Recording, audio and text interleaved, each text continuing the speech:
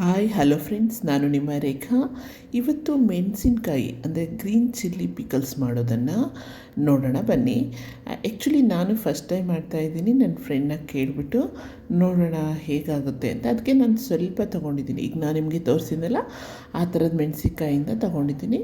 ಹಾಗೆಯೇ ಸ್ವಲ್ಪ ಮೆಂತ್ಯ ಮತ್ತು ಸಾಸಿವೆ, ಹಾಗೆಯೇ ಸ್ವಲ್ಪ ಜೀರಿಗೆ, ಇದು ಚಿಕ್ಕ ಬೌಲಿಂದ ತೊಗೊಂಡಿದ್ದೀನಿ. ಇದು ಆ್ಯಕ್ಚುಲಿ ಸ್ವಲ್ಪ ಜಾಸ್ತಿನೇ ಮಾಡಿಕೊಂಡೆ, ಇರಲಿ ನೋಡೋಣ ಅಂತ.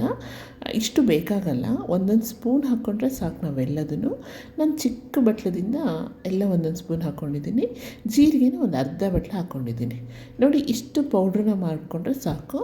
ಇದು ನನಗೆ ಸ್ವಲ್ಪ ಜಾಸ್ತಿನೇ ಮಾಡ್ಕೊಂಡಿದ್ದೀನಿ ಬೇಕು ಅಂತ ಹೇಳಿ. ನೋಡಿ, ಈ ಥರ ಮೆಣಸಿನ್ಕಾಯಿನ ನಾವು ಹೆಚ್ಚಿ ಹಾಕ್ಕೊಂಡ್ರೆ ಆಯಿತು. ನೀವು ಬೇಕಂದರೆ ಚಿಕ್ಕ ಚಿಕ್ಕದಾಗಿ ಹೆಚ್ಕೋಬೋದು, ಅದು ಚೆನ್ನಾಗಿರುತ್ತೆ.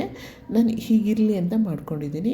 ಸೊ ನೋಡಿ, ಇದಕ್ಕೆ ಸ್ವಲ್ಪ ಅರಿಶಿನ, ನಾವೇನು ನಿಂಬೆಕಾಯಿ ಉಪ್ಪಿನಕಾಯಿ ಹಾಕ್ತೀವಲ್ಲ ಸೇಮ್ ಹಾಗೇ, ಸ್ವಲ್ಪ ಖಾರ, ಆಮೇಲೆ ಉಪ್ಪು.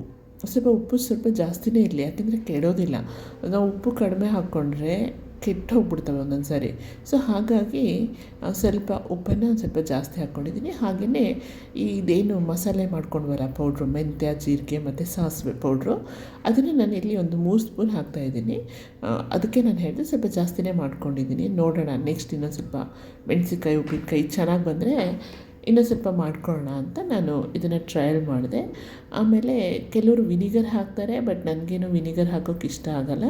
ಸೊ ಹಾಗಾಗಿ ಒಂದು ನಿಂಬೆಹಣ್ಣು ನಾನು ಇಲ್ಲಿ ಹಿಂಡಿದ್ದೀನಿ. ಸೊ ನಿಂಬೆಹಣ್ಣು ಅಂದರೆ ಹುಳಿ ಬೇಕಲ್ಲ. ಈ ಬೇರೆ ಮಾವಿನಕಾಯಿ ನಿಂಬೆಹಣ್ಣು ಅಂದರೆ ಹುಳಿ ಇರುತ್ತೆ, ಬಟ್ ಇದಕ್ಕೆ ಹುಳಿ ಬೇಕು ಅಂತ ಹೇಳಿ ನಾವು ನಿಂಬೆಹಣ್ಣನ್ನು ಹಾಕ್ಕೋಬೇಕು. ತುಂಬ ರುಚಿಯಾಗುತ್ತೆ. ನಾನು ನೋಡಿದೆ, ಹಾಕಿ ತುಂಬ ರುಚಿ ಬಂತು, ತುಂಬ ಟೇಸ್ಟಿಯಾಗಿದೆ. ಇದಕ್ಕೆ ನಾನು ಸಕ್ಕರೆನ ಅಥವಾ ಬೆಲ್ಲನ ಆ್ಯಡ್ ಮಾಡಿಲ್ಲ. ನಾವು ಬೇಕಾದರೆ ಆ್ಯಡ್ ಮಾಡ್ಕೋಬೋದು, ಅದು ಕೂಡ ಡಿಫ್ರೆಂಟಾಗಿ ಟೇಸ್ಟ್ ಬರುತ್ತೆ. ಸೊ ಹಾಗಾಗಿ ಇದಿಷ್ಟು ರೆಡಿ ಆಯಿತು. ಮತ್ತು ಸ್ವಲ್ಪ ಮೊದಲೇ ಎಣ್ಣೆ ಕಾಯಿಸಿ ಇಟ್ಕೊಂಡಿದ್ದೆ ನಾನು. ಆ ಎಣ್ಣೆನ ಇದಕ್ಕೆ ಹಾಕ್ಕೊಂಡೆ. ನೋಡಿ, ತುಂಬ ಅಂದರೆ ತುಂಬ ರುಚಿಯಾಗಿ ಬಂತು ಮತ್ತು ಕಲರ್ಫುಲ್ಲಾಗಿರುತ್ತೆ. ನಾವು ಎಲ್ಲ ಥರದ ಉಪ್ಪಿನಕಾಯಿ ನಾನು ಹಾಕಿದ್ದೆ, ಇದು ಒಂದು ನಾನು ಟ್ರೈ ಮಾಡಿದ್ದಿಲ್ಲ. ಸೊ ಹಾಗಾಗಿ ನಾನು ಟ್ರೈ ಮಾಡಿದೆ. ನಿಜ ಫ್ರೆಂಡ್ಸ್, ತುಂಬ ಚೆನ್ನಾಗಿ ಬಂತು. ನೀವು ಬೇಕಂದರೆ ಶುಗರ್ ಕೂಡ ಆ್ಯಡ್ ಮಾಡ್ಬೋದು.